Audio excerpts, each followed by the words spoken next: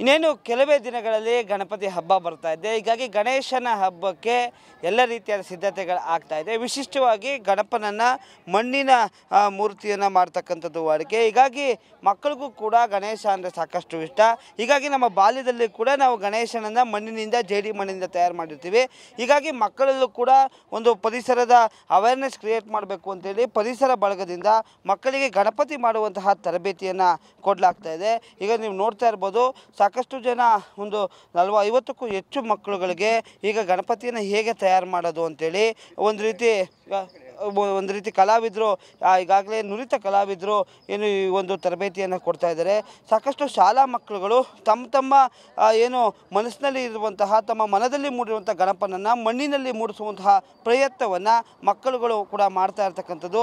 ಮಕ್ಕಳು ಯಾವುದೇ ರೀತಿಯಾದಂತಹ ಕಲಾಕೃತಿಗಳನ್ನ ಮಾಡಿದ್ರು ಕೂಡ ತಮ್ಮದೇ ಆದಂಥ ಭಾವನೆಗಳನ್ನು ವ್ಯಕ್ತಪಡಿಸ್ತಾರೆ.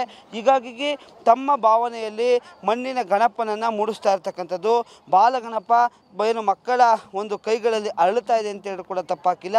ಈ ಒಂದು ಅವಕಾಶವನ್ನು ಮೈಸೂರು ಪರಿಸರ ಬಳಗ ಮಾಡಿಕೊಟ್ಟಿದೆ. ಹೀಗಾಗಿ ಒಂದು 4-5 ಕಡೆ ಬ್ಯಾಚನ್ನು ಮಾಡಿ ಏನು ಗ್ರಾಮಾಂತರ ಪ್ರದೇಶ ಇರ್ಬೋದು ಅಥವಾ ಮೈಸೂರು ನಗರ ಪ್ರದೇಶದ ವಿವಿಧ ಭಾಗಗಳಲ್ಲೂ ಕೂಡ ಈ ಒಂದು ರೀತಿಯಾದಂತಹ ಕ್ಯಾಂಪನ್ನು ಮಾಡಲಾಗಿದೆ. ಹೀಗಾಗಿ ಮಕ್ಕಳಿಗೆ ಒಂದು ಮಣ್ಣನ್ನು ಕೂಡ ಒದಗಿಸ್ತಾ ಇರ್ತಕ್ಕಂಥದ್ದು, ಹಾಗೂ ಆ ಒಂದು ಮಣ್ಣಿನಲ್ಲಿ ಗಣಪತಿಯನ್ನು ಯಾವ ರೀತಿಯಾಗಿ ಮಾಡಬೇಕು ಅಥವಾ ಗಣಪತಿಯ ಮುಖ ಇರ್ಬೋದು, ಆ ಚಹರೆಯನ್ನು ಹೇಗೆ ಮಾಡಬೇಕು ಅನ್ನೋ ದೃಷ್ಟಿಯಿಂದ ಕೂಡ ಸಾಕಷ್ಟು ತರಬೇತಿಯನ್ನು ಕೂಡ ನುರಿತ ಕಲಾವಿದರು ಕೊಡ್ತಾ ಇರ್ತಕ್ಕಂಥದ್ದು.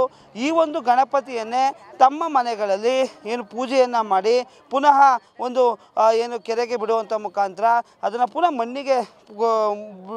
ಮಣ್ಣಿಗೆ ಸೇರಿಸೋ ಮುಖಾಂತರ ಪರಿಸರವನ್ನು ಉಳಿಸಬೇಕು ಅಂತಕ್ಕಂಥದ್ದು ಈ ಒಂದು ಬಳಗದ ಸದುದ್ದೇಶ ಆಗಿದೆ. ಭಾಳ ಪ್ರಮುಖವಾಗಿ ಗಣಪತಿ ಹಬ್ಬದ ಹೆಸರಿನಲ್ಲಿ ಏನು ಪ್ಲಾಸ್ಟರ್ ಆಫ್ ಪ್ಯಾರಿಸ್ ಗಣಪತಿ ಇರ್ಬೋದು ಅಥವಾ ಪರಿಸರ ಮಾಲಿನ್ಯ ಆಗುವಂತಹ, ಪರಿಸರಕ್ಕೆ ಮಾರಕ ಆಗಿರುವಂತಹ ವಸ್ತುಗಳನ್ನ ಬಳಸ್ಕೊಂಡು ಸಾಕಷ್ಟು ರೀತಿಯಾದಂತಹ ಪರಿಸರ ಮಾಲಿನ್ಯ ಆಗ್ತಾಯಿದೆ.